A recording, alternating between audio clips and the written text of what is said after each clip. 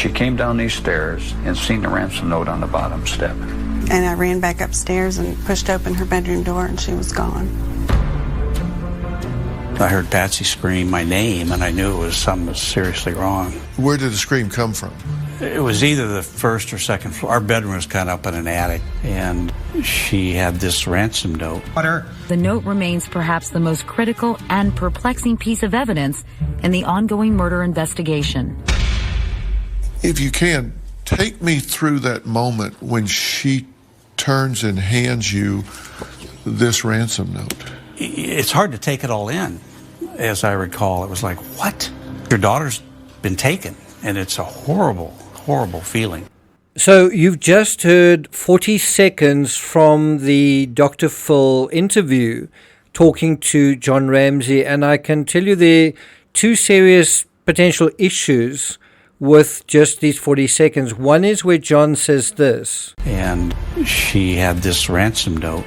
If you go through the police statements and if you also examine the ransom note for fingerprints, it actually doesn't seem as though Patsy ever handled the ransom note, which meant that she couldn't pick it up, or she didn't pick it up, or she didn't seem to pick it up. And if she didn't pick it up, she didn't hand it to John, which is exactly what you'd expect, that she would pick it up, read it, and hand it to John. And so when John says Patsy had the note, I know we assume that to mean, well, she had it and, in her hands or in her possession, but that's not strictly speaking true. And then Dr. Phil kind of is more a bit on the chin, and he says the following. If you can, take me through that moment when she turns and hands you this ransom note. Now, that's a great question from Dr. Phil, but what you would really expect John to do here is say, you know what, Patsy didn't actually hand me the note. I was actually in my underwear and I sort of went down on all fours and I looked at the note without actually touching it. I think that scenario is discussed in one of the police statements. But just think about the situation here. Dr. Phil has just said something about, take me through this moment when Patsy turns around and hands you the note. How does John deal with this? Does he correct Dr. Phil? Does he explain it? Or does he not do that? It's hard to take it all in. As I recall, it was like, what? Your daughter's been taken, and it's a horrible, horrible feeling. I had that punch in the stomach.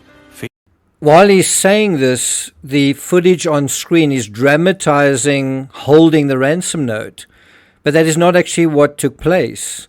And so this is also really misleading, because what is being reenacted is not strictly speaking accurate, certainly as far as the evidence shows and what the statements have been made.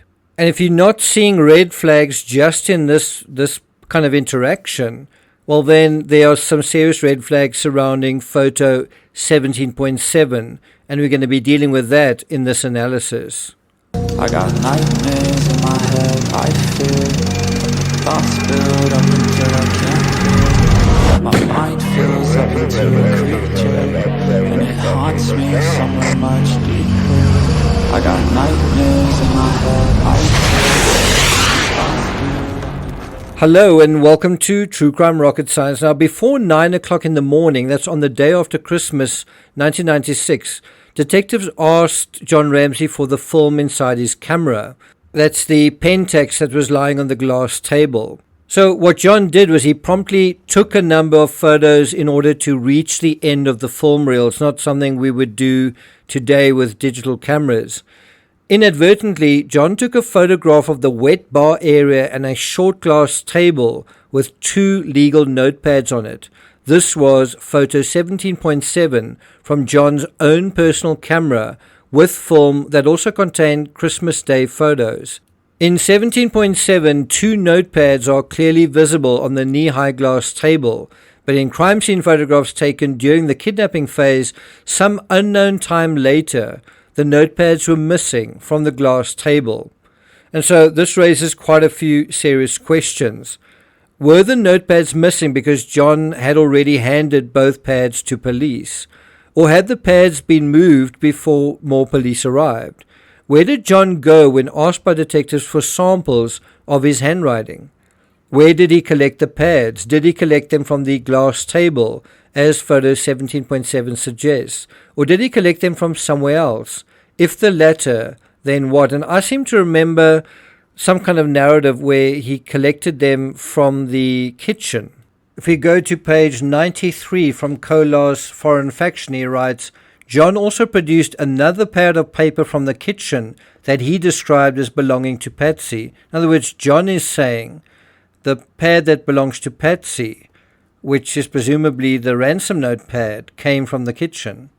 Sergeant Whitson subsequently transported these writing exemplars to the police department and gave them over to Detective Jeff Kithcart, the department's fraud and handwriting examiner. Now, what we don't know is where the other pad came from. It's not really mentioned. What's interesting is when John handed the pad that was supposedly his, he wrote on it, "Now is the time for all good men," almost as a way to say, here's my handwriting, check it, you'll see that it doesn't match. In other words, he volunteered his own handwriting. Now, I think in order to understand what we're dealing with here, let's quickly get acquainted with this area of the house, this area where the spiral staircase is, where the ransom note pad was possibly photographed. So you see the infamous spiral staircase in the background, where the 3-page ransom note sat on one of the bottom steps, and then later it seemed to move to the floor, but without being picked up by anybody. And that's where Officer French found it, on the floor. Now, directly to the right of the spiral staircase are the steps that lead down to the butler pantry, also called the butler's kitchen. JonBenet and Patsy occasionally used the butler pantry area for painting. Just slightly to the right of those butler stairs, on the same level as the spiral staircase, is a small sink and counter area that one could refer to as a wet bar. Continuing right along that wall, you see the rectangular glass table with shelves just above it. To the right of the table is the entrance to the kitchen where Patsy dialed 911, or she said she did. I believe 911 was actually dialed in the basement. And in any event, that is where the Sharpie pen was ultimately found. Note the position of the white wet bar in the schematic in relation to the spiral staircase and low glass table. Now, let's go back to the table in the hallway. Where are the 2 white-lined notepads? Why is that significant? Well, from police photos, and I think it's safe to assume that one of these notepads was Patsy's, and presumably that was the one used to write the ransom note. Or I guess you could put it in another way. From whose notepad was the ransom note written? Now, what's interesting from photo 17.7 from John's own personal camera with film that contained Christmas Day photos, well, 2 notepads are clearly visible on that table. And so when exactly were those pads moved, by whom and why?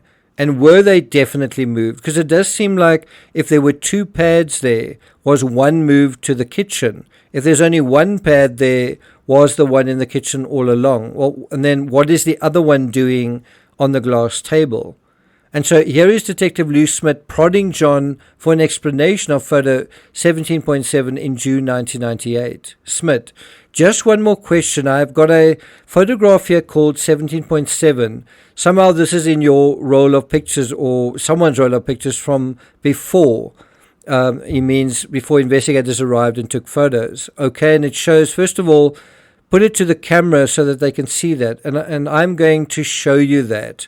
John, yeah. Smith, do you know who would have taken that photograph? John says, it's remotely possible that I was having trouble with my camera, I think, and I don't remember doing this, but I can remember just clicking the camera, trying to see if it worked. So John seems to be saying he was testing the camera when he took these photos. In other words, in a sense, it's almost like he's saying, I could have taken these photos by mistake at any time. And so Smith now asks pertinently, when did this happen? When was that? And John says, I don't know. It was, the only time we got the cameras out were typically at Christmas time. But this looks like the pad, frankly, that I gave her, Linda Arendt, and he's right. Smith says, does that look like the spot where that you picked it up from? John, yes, my recollection, yeah. Smith, So that could be the actual pad of a picture, and I think he means a picture of the actual pad taken prior to what happened. John, that's possible. Well then, why wasn't it on the table when investigators photographed that table on the morning of December 26th? Now, do you remember what we spoke about earlier, this idea of not wanting or perhaps holding back certain photographs because of what they could give away? Now, you might have a situation where either John is asked, can you please give us the roll of film? And so he then takes photos at that moment, which in a way timestamps them, and that could already put him in a difficult situation. Why have we inadvertently recorded this notepad where it is? But there's another possibility, is that John may have taken some other photos without being prompted sometime during the night, and that is showing this notepad where it is. Which is the possibility here? And once again, it's a photographic narrative that is challenging the actual narrative. And it is just simply interesting to observe that this occurs. Now, according to the Bonita papers, more police arrived around 9:30. Boulder PD Sergeant Bob Whitson arrived at 9:30 as well, and he entered through the rear exterior kitchen door. According to the Bonita papers, Whitson and Patterson then asked John for samples of his handwriting. Now, I do think if this was a digital camera, we would very quickly and easily know the answer to the question, when was photo 17.7 taken? Now, I see we at just past 11 minutes, which according to my stats is the time that most of you stop watching. And I'm now going to deal with a very important section from page 94 of Foreign Faction dealing with this notepad and what was actually extracted in terms of the page numbers. So if this is the point that you want to stop watching or stop listening, well, you're going to miss a crucial bit of insight and information. I'm reading from Foreign Faction. Quote, Chet Ubowski, the document examiner, determined that the first 12 pages of this notepad, that this is the one used to write the ransom note, were missing. Police never found these pages, and it was presumed that they had been discarded as a matter of routine and not necessarily germane to the criminal investigation at hand. In other words, he was saying, we didn't see anything suspicious about that. And then the next 4 pages, 13 through 16, were intact and contained miscellaneous writings, doodling, and some lists. So there were 3 pages, basically pages 13 to 16, that were accounted for on the notepad.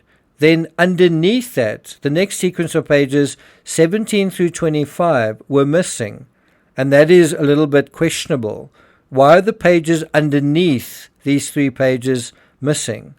And they had been torn from the pad, and these were also never found by police. The practice note discovered by Cathcart was located on page 26. Ubowski observed on page 26 signs of ink bleed through from the missing 25th page. To investigators, it appeared that at least one, and this is really shocking, they say perhaps 2 attempts had been made at starting a ransom note on pages 25 and 26 before the final product was completed on pages 27 through 29. Based on Kolar's narrative on page 93, it appears to be a fact that during his examination of Patsy Ramsey's notepad, Cathcart made a startling discovery. As he thumbed through the pad, looking at the handwriting, he noted what appeared to be the start of another ransom note. The words started out at the top of the page as the addressing of a name would be written, Mr. and Mrs., and the downstroke or possibly an R. And then someone changed their minds about that. Did you know that the ransom note came from Patsy Ramsey's writing pad? And do you think that implicates Patsy or not necessarily? I'm not going to take it further than that, except to just play a short clip where Dr. Phil actually confronts Burke Ramsey with a question, with an allegation. Listen to this. There still are people that believe that you killed your sister. What do you say about that? Look at the evidence, or the lack thereof. Now, if you were accused of a crime you didn't commit, would you say, look at the lack of evidence with that much glee?